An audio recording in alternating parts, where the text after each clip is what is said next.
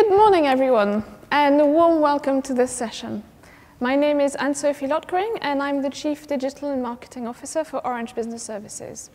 Over the next 45 minutes or so, I'd like to take you through how we see AI transforming every aspect of business and society, and how we are helping our customers today harness AI and make sure that it provides them with new business models. All of the numbers that we've seen on AI and how it impacts the business have been staggering, and here I'd like to pause on one specific number in particular, and this number is around AI augmentation. We heard the concept of AI augmentation during the general session yesterday, and it's all about harnessing and making sure that we're adding to the human workforce through digital workforce.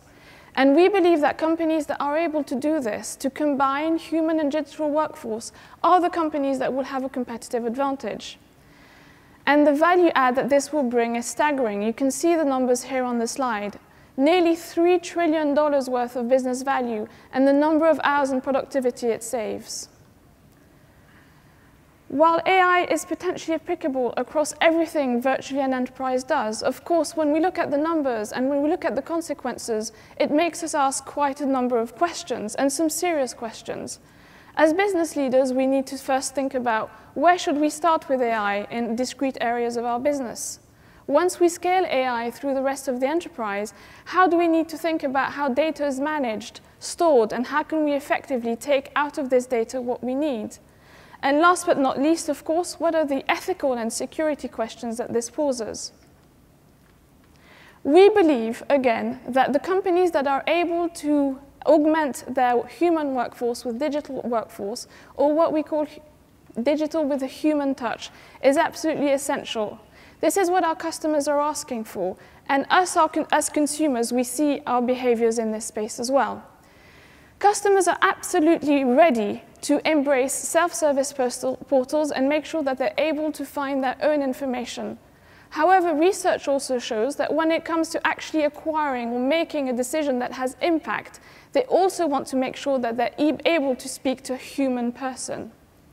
Therefore, the ability of companies to be able to really balance and blend, on the one hand, human interaction, and on the other hand, digital interaction is absolutely key. At Orange Business Services, we aim to respond to these questions. As you know, we're part of the Orange Group, a 41 billion euro company, and at Orange Business Services, we generate around 7.3 billion euros of revenue per year. We support approximately 3,000 MNCs in their digital transformation projects, providing them with services varying from cloud services, connectivity, cloud services, communication and collaboration, IoT, and contact centers. For over half of these customers, we also provide data consulting and data management solutions, going from very basic pattern matching to more specific deep learning machine techniques. We have also made sure that we are able to augment our expertise through recent acquisitions. And there's two acquisitions that I'd like to mention here.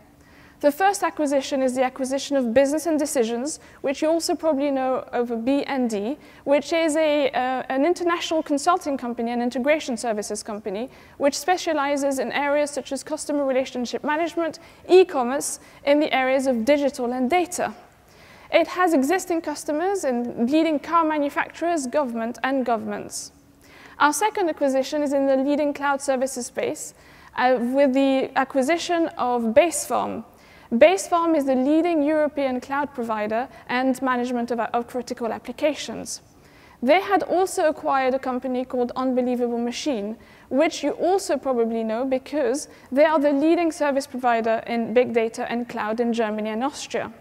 And if you're interested in hearing more about what are the capabilities on Unbelievable Machine, we do have our presentation later on in our stands that you will be able to listen to. Where do we see our customers asking us for help and adoption in terms of AI? We see four major pillars or four major areas that I'd like to walk you through in the next 40 minutes or so. Those four areas are the following. First of all, it's really around being able to provide to our customers a complete customer experience. transforming what our customers see today and what their end customers see today into a more specific, personalized experience. The second area is about transforming operational processes, or what was referred to yesterday around digital twin organization. The third area is really around making sure that data is able to enable self-operation management and also enrich cyber defense. All of that, of course, creates the question around how do we have to manage the data end to end. So let me walk you through those 4 areas, and I will try to use customer examples to illustrate what we do in each of these fields. So let's first look at how AI is transforming our ability to better market and sell products and provide better insights on customers' behaviors and customers' patterns. We basically have 4 areas that we're able to provide our customers with an omni-channel customer experience. First of all, it's really around proposing predictive offers and web personalization. Today's consumers are hit at with all sorts of background noise and communication around products and solutions and offers. And this can quickly turn into noise if we're not able as companies to be able to harness their purchasing decisions with specific targeted marketing campaigns. It's also around making sure that we are able to provide our consumers with self-service, chatbots, the new user interface for self-service, being able really to respond and manage routine enquiries. This does not mean, however, that the contact service agents will disappear. It does mean that they will be able to concentrate on more specific, more complex inquiries, and therefore be able to leave the more routine inquiries to the self-service chatbots.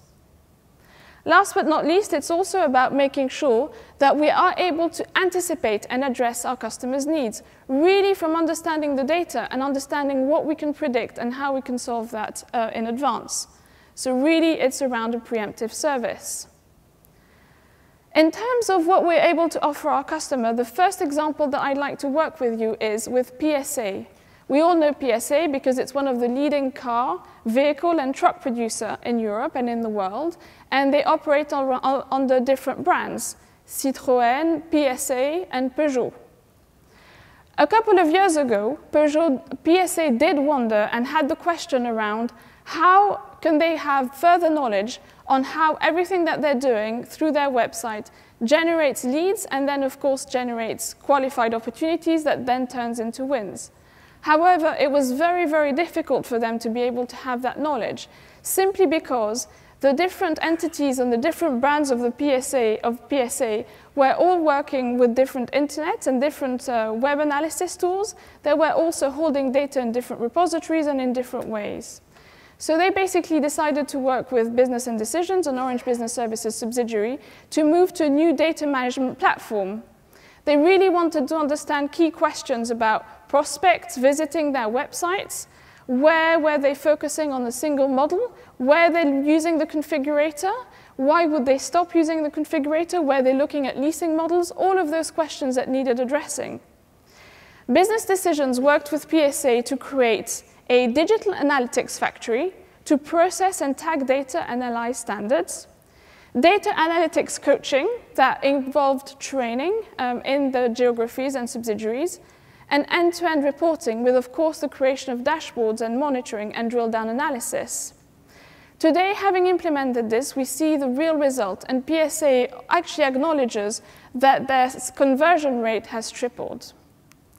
The second example I'd like to share with you is in the area of chatbots and how we are offering chatbots to retailers, including a chain of DIY stores. It's really around providing a consumer that goes online with a very similar experience through a chatbot than they would have if they would enter a store and ask for service to a sales assistant. For customer service, chatbots can be programmed with responses to frequently asked questions, providing frontline support and really able to handle customer inquiries. Also at Orange Business Services, we integrate our chatbots with messaging apps like Facebook Messenger or WhatsApp to reduce friction and make sure that we have an end-to-end customer journey. The last example that I would like to provide you is around really how we use our own technology for the purpose of our own brands. As Orange is moving into being a multi-service provider and launched Orange Bank in France back in November 2017. Orange Bank is the first online mobile banking service that's been available in France. And 4 months after its launch, it had around 100,000 customers. Now, when they launched the service, they launched it with an app that integrated on the one side contactless mobile payments, and on the other side, real-time bank balances. However, because over 20% of the interactions with the customers were basically being done in non-working hours, they also provided a virtual assistant, which is available 24/7, called Jingo. It's accessible via the banking app, it's available via the smart home speaker or an Orange set-top box. And it enables a customer to ask routine questions and be able also to manage routine inquiries, such as, for example, blocking a credit card. It also enables us, if there is a more specific problem that a customer has to deal with, for example, such as a malicious fraudulent payment, to be able to, the chatbot then is able to transfer the customer to a contact service operator who is able to deal with this more complex inquiry and also able, through the chatbot, to have an understanding of what the customer's requirements are and what's been the past history and the conversation so far. So there's a couple of examples that I wanted to provide to you in terms of being able to provide our customers with an omni-channel customer experience. If we move on to the second area I wanted to walk you through, it's really around eliminating knowledge silos across business informations and ecosystems. Now, this is what was referred to yesterday as the digital twin organization. And here we have two examples as well as to how we basically treat this within Orange Business Services. The first example that I'd like to bring involves the use of AI as part of an Orange Business Services initiative to create an automated quote-to-bill process flow to enable us to have a more seamlessly, quote-to-order process for our customers. Now, as you probably know, orders can be initiated by our customers through our portal or by Orange Business Services if it's a managed service. Natural language processing is used to extract details of the items ordered and really look at the account information, addresses, billing amounts, etc. We use machine learning to spot whether those quotes are accurate, whether they have missing information or missing data. And if they do, there's an automatic check and an automatic request for further validation or further input that's being sent to the customer. Once a quote is considered as being absolutely completed, then a robotic process automation takes this quote and makes sure that the order is fulfilled, that the payment is done, and an email is sent to the customer. We also use data science to predict the lead time to quote based on historical data. We, for example, analyze why sometimes it takes quotes much longer to be able to be processed. Is it linked to the technology that's being asked? Is it linked to a supplier? Is it linked to a geography? Therefore, being able to predict and be able to proactively manage any issues that we could see with these quotes moving forward and remedy problems. The second example that I wanted to walk with you is around workplace analytics. Now, they can provide a wealth of information to make cross-functional teams and partner interactions more effective. We all know that email traffic and calendar metadata can tell us a lot about how an organization works, what are the different communication flows between employees, what are the meetings that are being set up, what are the topics that are being discussed. It's really providing us with the ability to lift the lid off an organization and really understand what's going on. We use this information within Orange Business Services to make sure that when we look at internal reorganizations, that we are able to understand what those workflows are, so that we are able to make sure that whatever we decide to do from an organization perspective does not stop those workflows, and on the contrary, is able to really harness them and make them continue, because that's what the skeleton of the enterprise is all about. Moving on to the third example, what I thought we would approach here is also how basically AI has a powerful role to play in IT operations management and also increasing value of cyber resilience.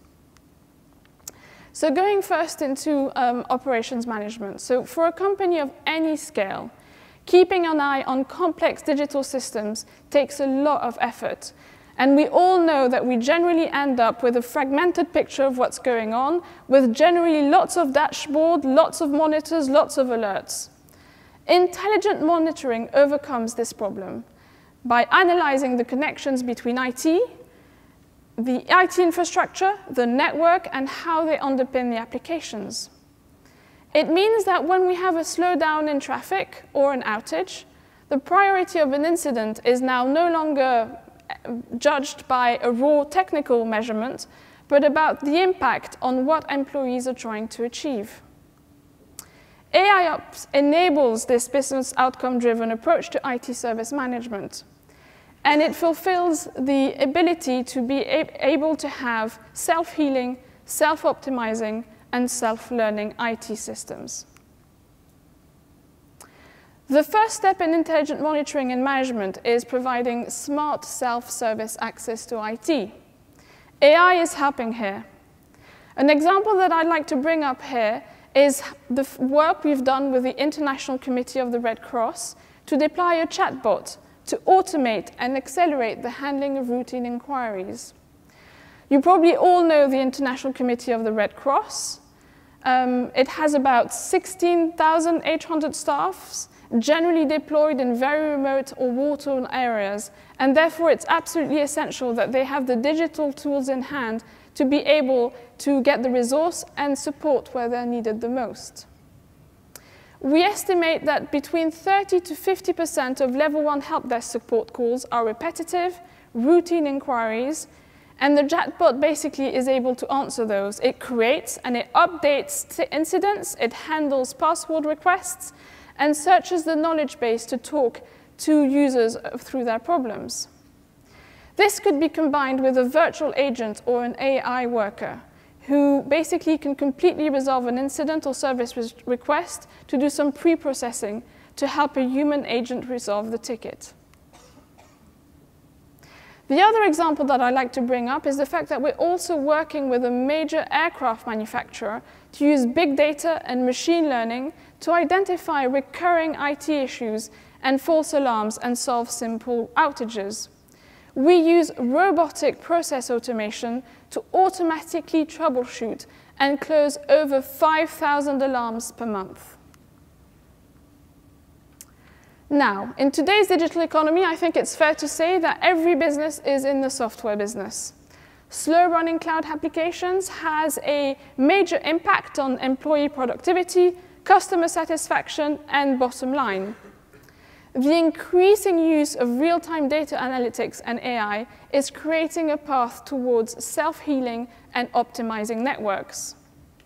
Now, as you all know, software-defined WANs or SD-WANs enables us to use internet links to maintain an agreed quality of service for each and every cloud application. If there is a disconnection or if there's a congestion or an outage on one route, traffic is automatically routed to the other to the backup internet service. The nature of SD-WAN, though, envisages a massively increased number of internet services provider, supporting an enterprise around the world.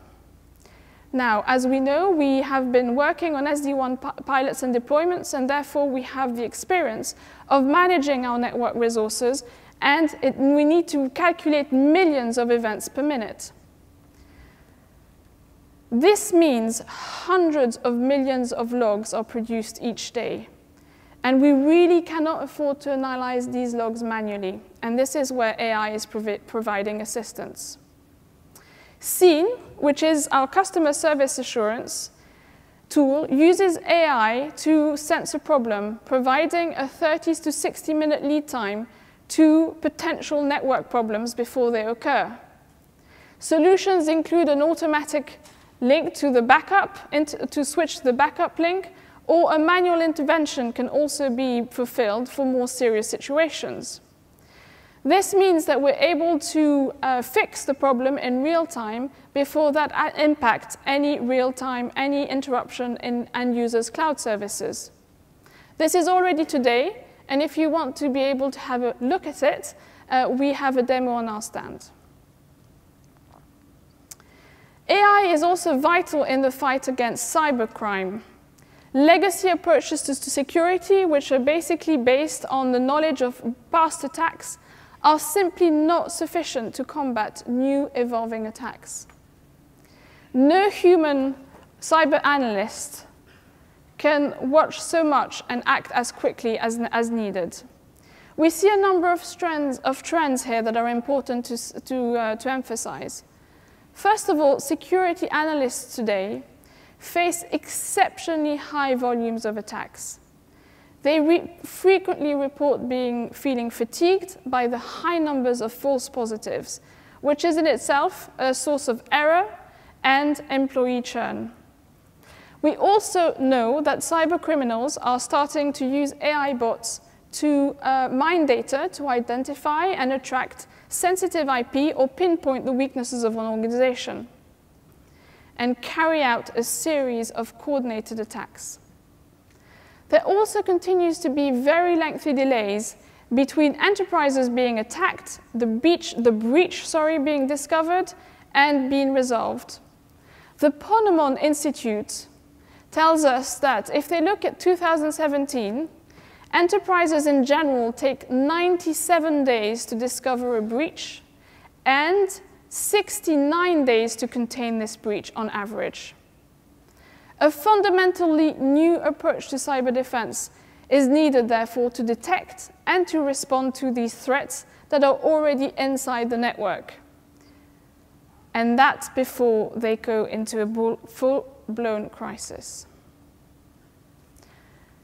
To combat these problems, enterprises need to develop more robust, advanced cyber defense capabilities to give skilled staff more time for the complex judgment that they require to mitigate attacks.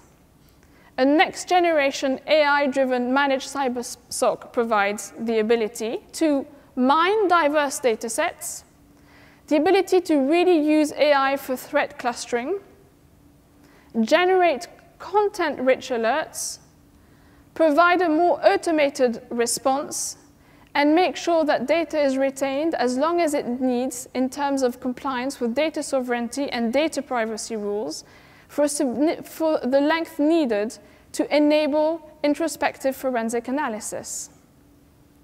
I'd like to give you two examples of what we do with companies in this space. We had one customer recently, a leading major manufacturer, who was under attack. Their instinct was to shut down the traffic flows.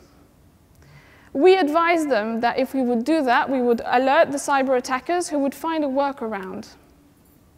Instead, our incident response teams basically suggested checking web browsing logs and other sources to identify where those attacks could come from, which tools and which systems were compromised. We were able to identify the attackers and cut access to all the accounts and the tools in seconds, before they had a chance to realize what was going on. We discovered also through this analysis that our customer was not the target of the attack, but cybercriminals were using their servers via a shared service provider to steal information from another organization also using the provider. Our epidemiology lab was able to quickly detect and mitigate the attack, monitor the malware, identifying the source and where it was spreading. This sort of skill work by a cyber analyst and forensics will still be needed in the area of AI. We've also worked with a major oil and gas firm to help them cope with the problem of malicious emails. We all know that emails is still one of the ways that cybercriminals come in to attack and to basically steal sensitive data, look at user credentials and company funds for a long time. Orange has added an automated suspicious email analysis tool to the email clients on each of the workers' desktop. Therefore, if a worker sees a malicious email or a suspicious email, he is able to click on the tool, and the machine learning assesses the content and URL, links for phishing or attachments for malware, and it could also be flagged up to a cyber analyst for investigation. Now, of course, this is one area in which we can prevent cyber attacks by making sure that employees and workers are very knowledgeable of what they need to do and the responsibility that they have in terms of being able to secure their company's data. Moving on to the third area, it's really around understanding what to do without data. It is impossible to create output from an AI framework without input.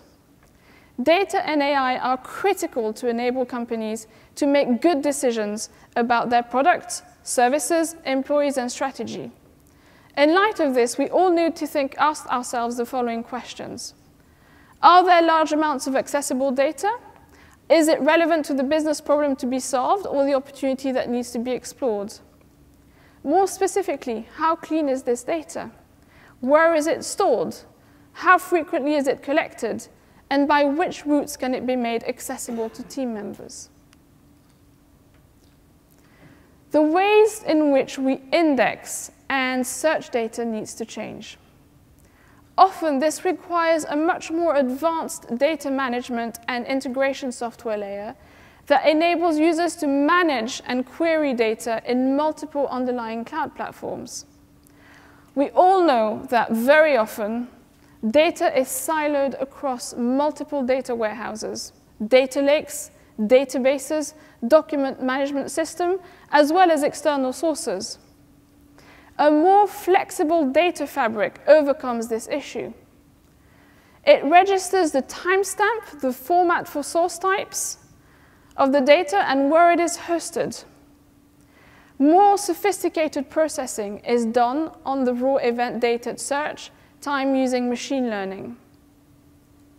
A data fabric also enables different people to ask different questions of that same simple logical data and get completely different answers that are tuned to their use case and their business needs. We're deploying data fabric technology for many of our security customers to analyze diverse data sets for indicators of compromise. But this capability can also be used to analyze multiple data when it comes to business-related inquiries and business-related data. Let me give you an example. We have worked with a world-leading automotive manufacturer to build a global analytics platform that dozens of departments around the world use. It's been built using 200 secure servers and in 3 locations across the globe. You can come and hear more about this project and in the talk by the Unbelievable Machine later on today. Data and AI is also used by car makers more generally in all sorts of ways as they evolve to become mobility service providers. One area that car manufacturers also very often want to know about is the ability to predict where and when a congestion will happen in a city. In order for them to be able to predict this, they have to use all sorts of information coming from various data sources.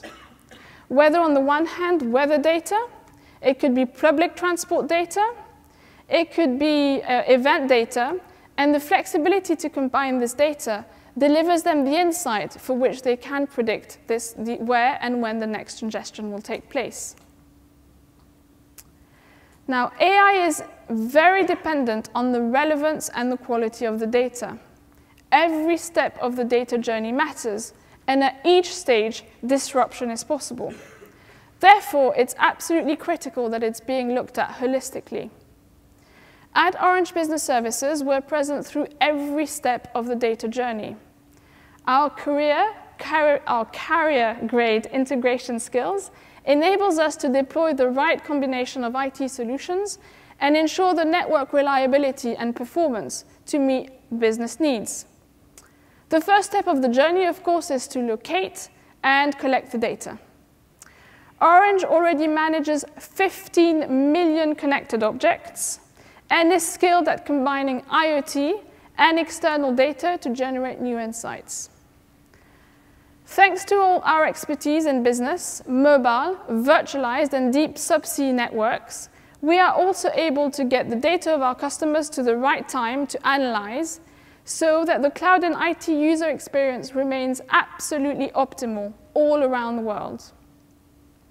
It's also about storing and processing this data, making sure that it's absolutely managed in accordance to different regulatory systems.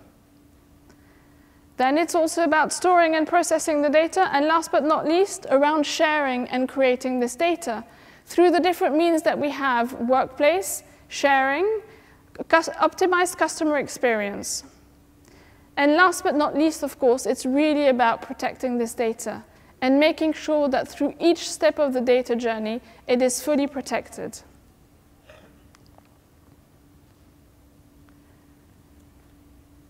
Every business is to become an intelligent business in the same way every enterprise is digital. This makes it vital to really think about what is the creativity and the knowledge workers in the smart enterprise. Artificial intelligence can be effectively used to assist and augment humans and not to replace them. I hope that with the examples that we've been able to share with you today, you do see that the ability to be able to combine, on the one hand, the human workforce, really targeted towards being able to manage those more complex activities, supplemented by the knowledge that is provided to them by the digital workforce, who is concentrating on more routine inquiries, provides you with the level of information enabling you as a business to think about what that would mean for you. We really need to use technology to free up employees' time to reach their personal fulfillment in their roles and reach new insights of human progress.